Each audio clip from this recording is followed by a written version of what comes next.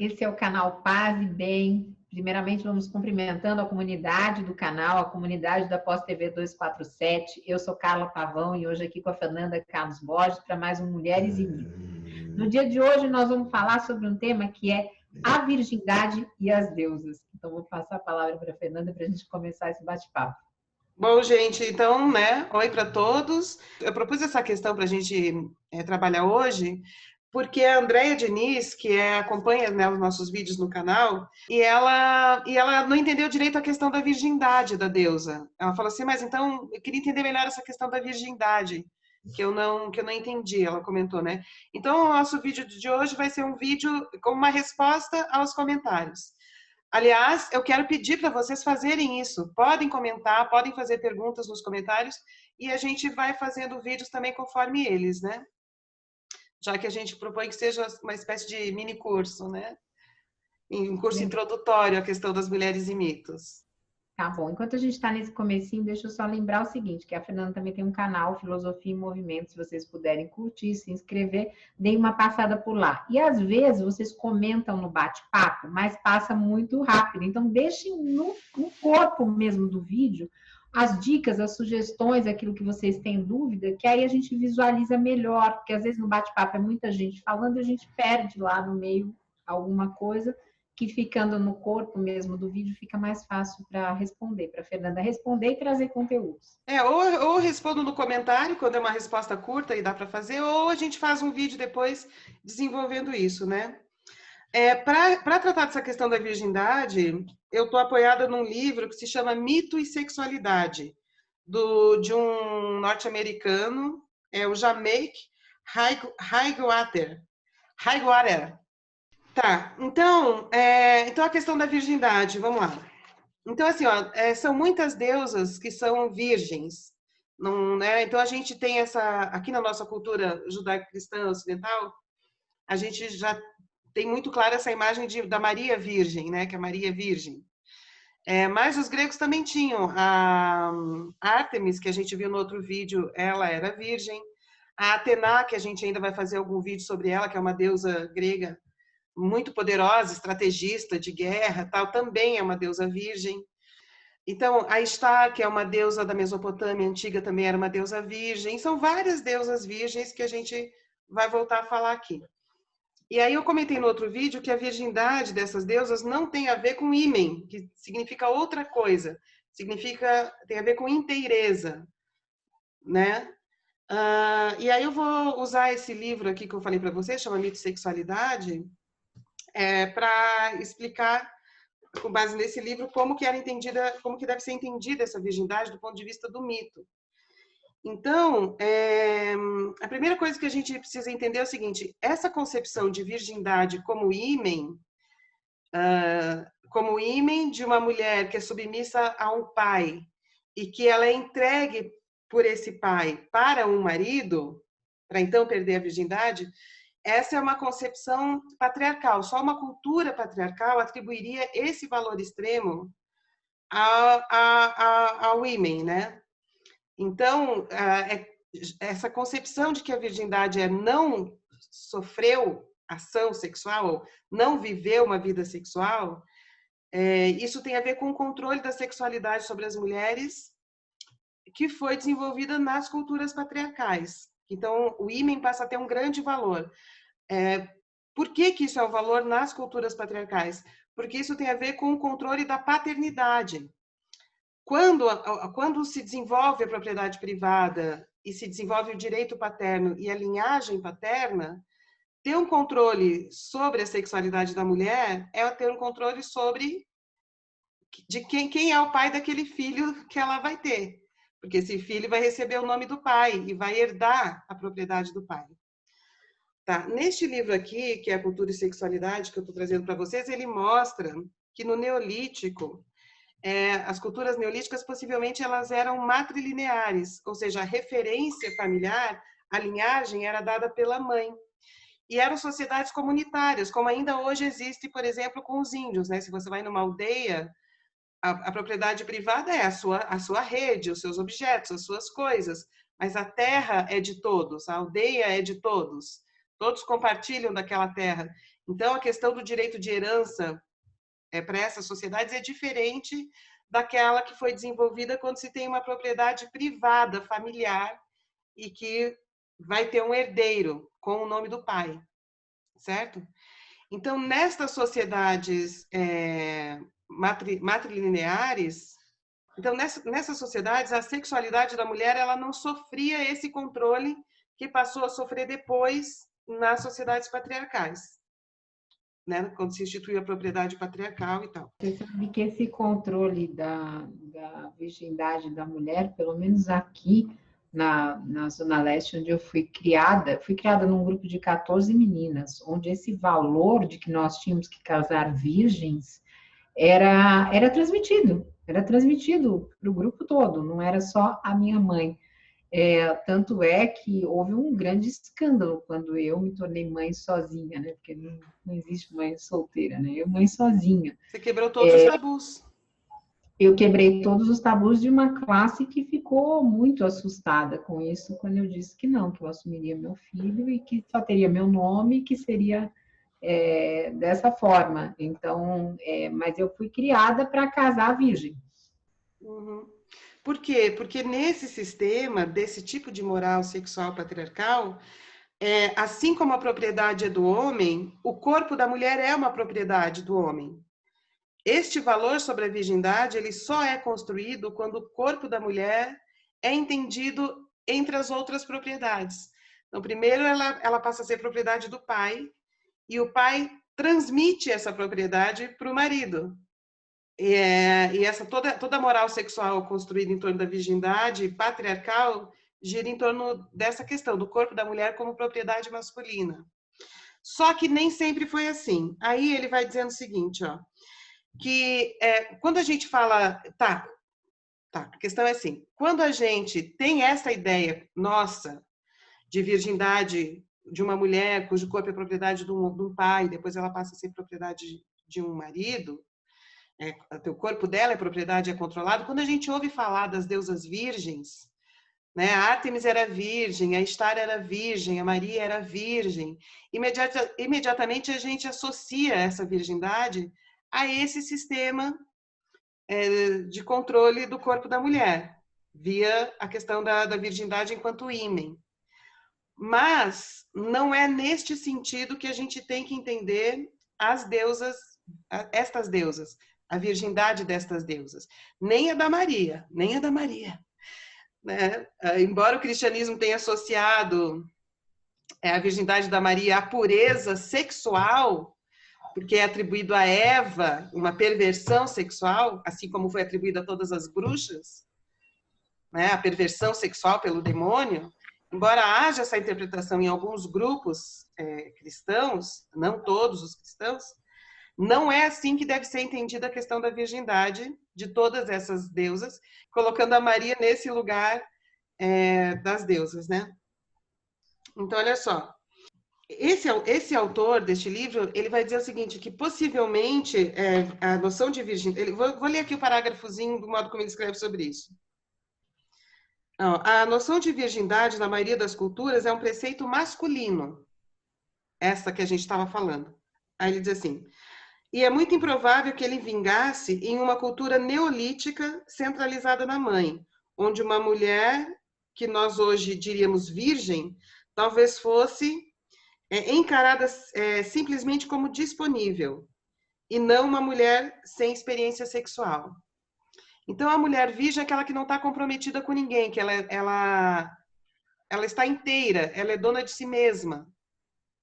Ela não está subordinada a nada. Ela é dona do seu próprio corpo. Então, nesse caso, ele está querendo, eu vou ler um trechinho depois, mas ele está querendo dizer assim, que a virgindade está associada a uma inteireza. Mas não é uma inteireza por causa de um ímen rompido ou não. É porque ela é dona de si mesma e ela está disponível. Ela não está subordinada. É uma plenitude. A mulher... Dona de si mesma. Aí, como é que ele vai fundamentar isso, né? Que ele acabou de dizer assim, ó. Que há uma longa tradição em apoio dessa tese. Aí ele cita um mitólogo, um antropólogo, que é o Robert Briffaut, é o pioneiro da pesquisa sobre o matriarcado. Ele dizia que a palavra virgem denota solteira. E significa exatamente o contrário do que veio significar depois das culturas patriarcais. Ser solteira é não estar submetida a ninguém. Mas isso não tem a ver, não tem a ver com não ter relações sexuais. Tem a ver ser dona de si. Eu estou usando a palavra dona porque é uma palavra comum que talvez a gente entenda. Uma outra Sim, palavra sim, talvez fosse melhor. Ela é senhora de si. Ela sim. que cuida de si, ela está inteira em si mesma, ela não está subordinada a nada. Ela está disponível, ela é solteira, ela é virgem. Aí ele vai dizer que no templo da deusa Ishtar, que é uma deusa da Mesopotâmia, essa deusa ela era considerada, ela era chamada também de uma deusa virgem. E ela tinha as suas sacerdotisas ali no templo. E essas sacerdotisas, elas mantinham relações sexuais com adoradores da deusa. Então, e elas eram consideradas, também eram chamadas de virgens, Ah, sim. mesmo mantendo relações sexuais. A Ishtar era chamada de virgem, as suas sacerdotisas também eram sacerdotisas virgens, mas, ao mesmo tempo, elas também eram chamadas de prostitutas. Então, a Ishtar também era uma deusa prostituta e as suas sacerdotisas também. Só que a prostituição, naquele contexto, não é o que hoje, no nosso mundo contemporâneo, moderno, capitalista, dos indivíduos, é considerado prostituição. É porque elas mantinham relações sexuais com adoradores da deusa nos templos. Elas tinham essa disponibilidade sexual. Só que nem por isso elas deixavam de ser inteiras, ou seja, virgens. Legal. Porque elas tinham Bacana. autonomia. Elas não, né, elas estavam disponíveis, elas eram senhoras de si mesmas, então elas eram virgens, mesmo tendo relações sexuais. E elas usavam o véu que depois o judaísmo adotou, o cristianismo adotou, elas usavam esse véu que denotava a virgindade. Entendi. Casar com. É, então por isso que as pessoas casam com véu. Mas essa interpretação do véu como pureza associado a ter um ímen é uma interpretação já patriarcal, já machista, do controle do corpo da mulher como propriedade masculina. É diferente do uso desse véu pelas sacerdotisas virgens da Ishtar, que tem uma base no, enfim, que tem influência também. Todos esses cultos da Mesopotâmia tiveram influência sobre as práticas judaicas e, por consequência, nas práticas e na mitologia judaica e cristã, né? Tá. Aí, ó. Então, essas sacerdotisas, ele fala aqui, né? Ele escreve no livro. As hieródulas, que eram essas sacerdotisas de Ishtar, elas também eram conhecidas como as santas virgens. E as crianças que eram nascidas fora do casamento eram chamadas de os filhos da virgem. Então, a virgem era a não casada, que não estava submetida a um casamento. Ou seja, eram as mulheres disponíveis. Olha, praticamente eu fui uma virgem. E eu nem sabia disso. Você foi virgem muito tempo. Então, a virgindade tem a ver com essa integridade, né? Então, posso ler mais um trechinho do livro? Porque eu acho que Claro. ele fala com as palavras tão corretas. Aí ele diz assim, deve ficar claro que, ao empregarmos, no caso das deusas da antiguidade, a palavra virgem, quer dizer, quando a gente fala que a deusa é virgem, a Estar é virgem, a Ártemis é virgem, a Maria é virgem, a Atena é virgem. Quando na mitologia uma deusa é virgem, está sendo usado um significado muito diferente daquele que tem hoje. Pelo sistema ocidental, a jovem, aí ele vai falar, pelo sistema ocidental patriarcal, a jovem solteira pertence ao pai. Mas antes do sistema patriarcal ocidental, nas culturas neolíticas matrilineares, isso significava que ela era senhora do seu nariz até que ela casasse. Ele usa essa frase, o autor. A jovem ele diz assim, outrora era senhora do seu nariz até que ela casasse. Então, ser senhora do seu nariz é que é ser virgem. Bem legal isso. Então eu continuo virgem. Nós somos virgens. Nós somos deusas virgens. Bem legal isso. Vou continuar a ler o parágrafo, olha. O direito a dispor de si mesma até o matrimônio faz parte do conceito primitivo de liberdade. Então, olha só, então a virgindade está associada ao direito de dispor de si mesma, que isso acabou nas culturas patriarcais, que passaram a submeter a mulher como objeto, como propriedade dos homens.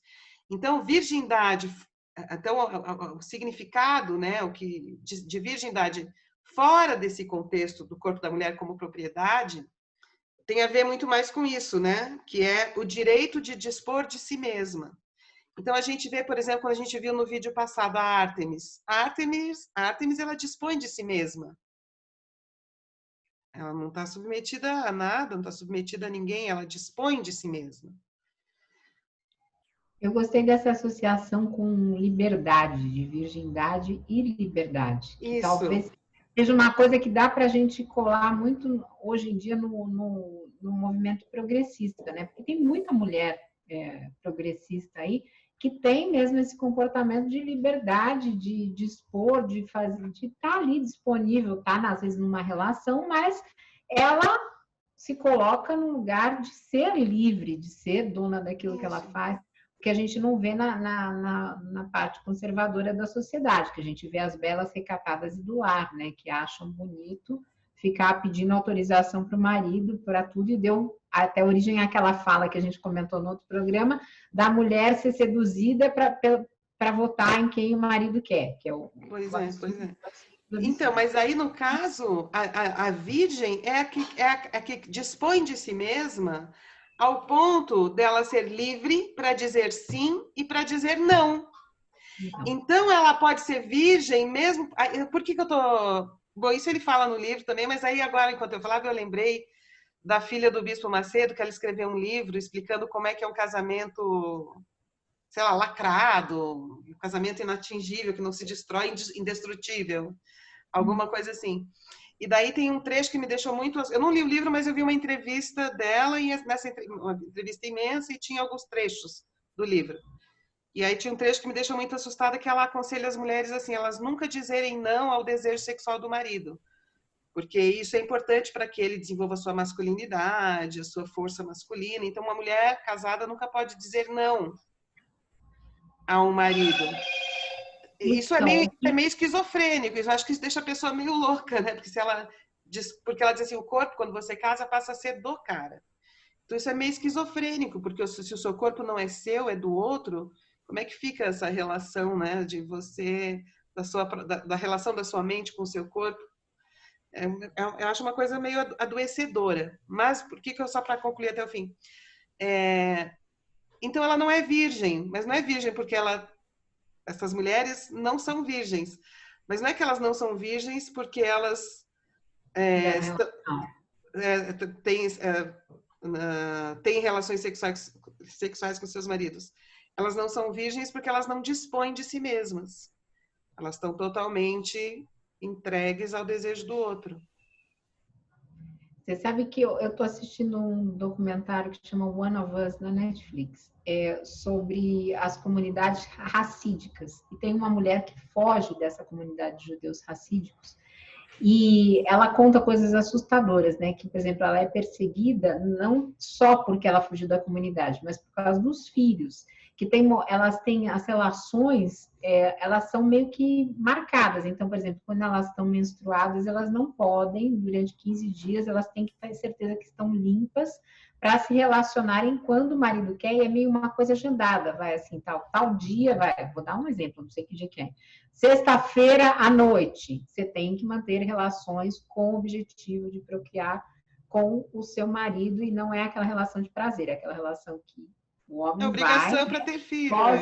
E você nem sabe o que aconteceu, entendeu? Lá na relação. Então é muito assustador, porque realmente é isso. Tanto é que elas se casam e elas não podem ter nenhum pelo no corpo, né? Até a cabeça é raspada, tira tudo. Então, e tem que usar peruca e tudo mais. Então, assim, é muito essa coisa de objetificação, né, da mulher, de propriedade, de patrimônio. Então, eu mando em você em todos os pontos da sua vida. É assustadora o depoimento desta mulher que foge dessa comunidade. Então, Carla, olha só, vê se bate. Então, parece que quando ela sai para ser dona de si mesma, não quero mais usar a palavra dona. Então, quando ela sai para ser, como é que ele escreve aqui, do nariz lá?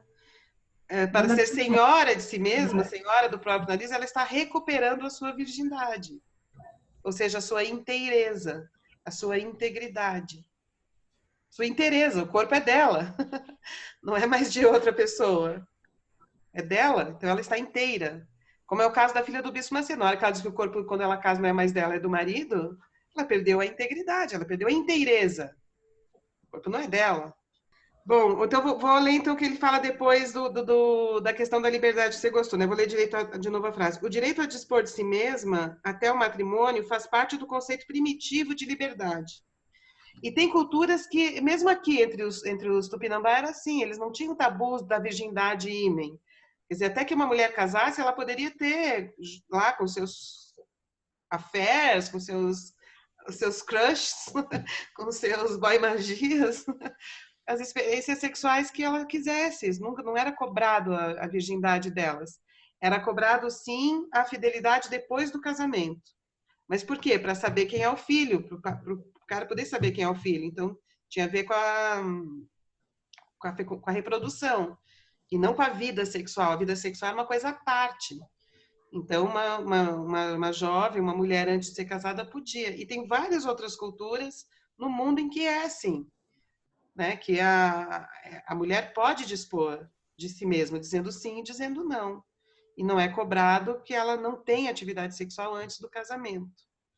Mas a partir do casamento, quando já se descobriu, né, que o homem participava da paternidade, isso passa a ter importância, aí pode ser que haja um controle maior dentro do casamento para controlar a paternidade. Eu já disse isso no outro vídeo, vou insistir aqui. Hoje, no nosso mundo, isso é completamente inútil, porque hoje tem teste de DNA. Não precisa prender uma mulher para saber se você é o pai. Você faz um teste de DNA e está garantido. Então, essa moral sexual está muito ultrapassada. Ela é ultrapassada, ela não é mais necessária para o nosso mundo. Não é mais necessária. A gente já tem tecnologia para que a gente se preocupe com o que vai comer, se vai comer agrotóxico ou se não vai comer agrotóxico. Se vai pegar o carro para descer um quarteirão ou se não vai pegar. Isso são questões éticas muito mais importantes do que a vida sexual das mulheres. Né? Você sabe que essa questão da patriarcal, de ficar limitando as mulheres com a questão da virgindade, ela traz uma culpa, porque eu lembro que as minhas amigas, e eu também, depois da primeira relação, você fica sempre se culpando, porque não tem um histórico de alguém que conversou com você, né, do ponto de vista progressista, né, e feminista, dizendo, olha, não, tá tudo bem, você pode fazer isso. Não, você fica se cobrando aquilo que você fez, aquela relação, aquele prazer que você teve, porque houve toda uma orientação que fosse diferente. Então, assim, para o jovem é assustador isso. Mas você percebe como é inútil? É uma coisa totalmente inútil, porque não tem uma função prática na vida. É uma coisa que só pode ser explicada por assim, por estar preso no imaginário desconectado da vida concreta. Porque outro problema do sexo para as mulheres, para as jovens, né, é a questão da gravidez. Esse é um problema. Engravidar é um problema, porque criar um filho no nosso mundo é difícil. Né? Demanda tempo, demanda dinheiro, demanda uma série de preocupações e de riscos. Mas para isso existe anticoncepcional. Então, havendo isso, havendo todos os métodos anticoncepcionais, inclusive a pílula anticoncepcional, e havendo teste de DNA, para que tudo isso sobre as mulheres? Não precisa. Você sabe que mesmo a questão do DIU, você tem que ter muita firmeza para usar, dependendo da tradição espiritual que você pertence, porque ele vem associado a uma questão abortiva. Então, falam assim, se você usa o DIU, é como fazer um aborto, né? Então, assim, mas tem gente que não se dá com a pílula ou com outra coisa. Então, eu mesma várias vezes fui questionada por optar por esse método, porque eu tinha certeza que eu não ia criar outro filho sozinha. Essa é a única certeza que eu tinha na minha vida. Então, você acaba ficando sempre, eles colocam culpa, né? Você, olha, eu não quero outro filho, eu não quero passar por isso novamente, eu estou fazendo essa opção porque eu não quero a opção química, né, de tomar a medicação, e vem a culpa de algum tipo de tradição espiritual dizendo que aquilo é indevido. Então, é todo um sistema que Mas olha vai... como é louco, né? Eles acham que um óvulo, que entra um espermatozoide dentro e vira um ovo, é um ovo, um ovinho. Se aquilo cai, é uma pessoa que foi assassinada, gente. Eu até entendo que tem tradições que já associam, né, a questão da vida neste momento. Mas, mesmo assim, vamos combinar que é uma opção individual, né? Se você quer fazer uso daquele método e quer ter uma vida sexual ativa, né? Que seja você, Não, e nem né? todo mundo tem as Quer mesmas ter criar um filho. crenças. Nem todo mundo tem as mesmas crenças, não é? Mas tem bastante estigma, bastante coisa contra o DIU, inclusive. Ah, mas ó, então camisinha anticoncepcional, tem que cuidar mesmo disso, porque é risco mesmo e é bom não arriscar, né? Isso. Mas, enfim, isso não pode ser justificado de um ponto de vista de uma moral transcendental, porque ela não tem resultados práticos que melhorem a vida das pessoas efetivamente. Então, aí, então ele fala dessa liberdade associada à virgindade, do jeito que ele está falando, ele diz, não faltam provas. Então, eu vou ler o parágrafo. A liberdade de ação inclui o direito de recusar intimidades, assim como o de aceitá-las. A moça pertence a si mesma enquanto é virgem, que quer dizer não casada, e não pode ser compelida nem a manter a castidade, nem a ceder a um abraço indesejado. Não é não. Não é não. Sim é sim. Mas ela dispõe de si mesma, é isso que importa na questão do conceito de virgindade, né? E aí, para concluir, então, o vídeo sobre isso, ele diz assim, então, quando a gente fala de deusas virgens, tem que pensar que o conceito de virgindade aplicado às deusas virgens tem a ver com unidade íntegra. É aquilo que a gente estava falando, o corpo é dela, ela é inteira, ela dispõe de si mesma. É uma frase que eu falo aqui, eu falo muito para os homens da minha vida. Eu falo assim: ninguém manda em mim. A minha filha adolescente fala isso para mim também. Você não manda em mim? Você não manda em mim? Mas eu acho que resume bem isso, né? Ninguém manda em mim. Eu faço Não o que manda eu em mim? quiser. Porque você é virgem. Aí, para concluir, ele fala assim: a virgindade da mulher, portanto, deixa de representar uma divisa tribal ameaçada de invasão e poluição, no sentido do corpo ser propriedade ou ser tomado por alguém, né? É transformada que é por um preceito de primitiva liberdade, no domínio da mulher sobre a posse de seu próprio corpo. Então, a Ártemis, ela é senhora de si mesma, Atena é senhora de si mesma, Maria é senhora de si mesma. No caso da Maria, por exemplo, a Maria, o tricô católico. A Maria, por exemplo, a Maria ela é casada com o José, mas ela não é submetida ao José, né? Ela faz uma história com uma super autonomia, né? Sim. Ela é totalmente autônoma, ela é senhora desse destino. E nesse sentido que ela deve ser entendida como virgem. Então, Não no né, o José nunca até sentido. some, né? O José até some na Ele história. Você some até nessa esquece história. um pouco dele. Então não É é para ficar bom. pensando, será que ela teve relações sexuais ou não com José? Isso é completamente insignificante do ponto de vista desse conceito de virgindade que a gente está trazendo. Que é ser senhora do seu próprio corpo, senhora do seu próprio destino. Legal. Ser inteira, né? Ser uma unidade íntegra. E é curioso porque essa virgem dá luz a Deus, né? para os católicos é Deus, para Esse nós Deus encarnado é filho é, desta mulher é, virgem depende da inteira. tradição, é Deus. Para nós, no Multiverso Espírita, ele é Jesus, mas não é Deus. E eu acho que para os judeus também ele é um profeta, mas não é Deus. Então tem várias tradições que não consideram, mas para o catolicismo é Deus. Eu acho bonito ele ser Deus no catolicismo, porque vem do corpo desta mulher que é inteira. Que o corpo é dela, né? É Enfim. bonito. É. Legal. Então, para vocês que nos assistiram, compartilhem, curtam, comentem nos vídeos, lembrem do canal Filosofia em Movimento e deixem lá, se inscrevam no canal e ativem o sininho para receber as notificações. Nós estamos juntos até a semana que vem. Um beijo grande. Tá, gente? E comentem mesmo, façam perguntas, deem sugestões. Esse é o segundo vídeo que a gente está fazendo com base nos comentários, né? Então, fiquem à vontade, que é bom para a gente, porque ajuda a construir a pauta. Legal, paz e Tá? bem, gente. Paz e bem para vocês. Tchau.